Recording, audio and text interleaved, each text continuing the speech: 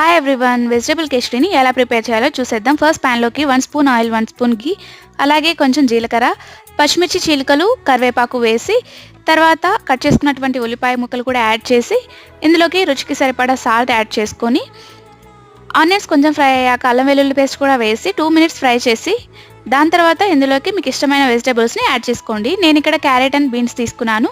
ఇవి 2 minutes fry అయ్యాక ఇందులోకి టమాటా ముక్కల్ని కూడా యాడ్ చేసుకోవాలి. టమాటాలు కొంచెం మెత్తబడిన తర్వాత ఇందులోకి వాష్ చేసుకున్నటువంటి పెసరపప్పును యాడ్ చేస్తున్నాను. నేను 1 కప్ రైస్ తీసుకున్నాను, 1/2 కప్ పెసరపప్పు తీసుకున్నాను. దాని తర్వాత ఇందులోకి రైస్ కూడా యాడ్ చేసుకొని ఒకసారి బాగా కలిపేసుకొని ఇందులోకి రైస్ ఏ గ్లాస్తో తీసుకున్నానో అదే గ్లాస్తో నేను 3 గ్లాసెస్ ఆఫ్ వాటర్ని ఇక్కడ యాడ్ చేస్తున్నాను.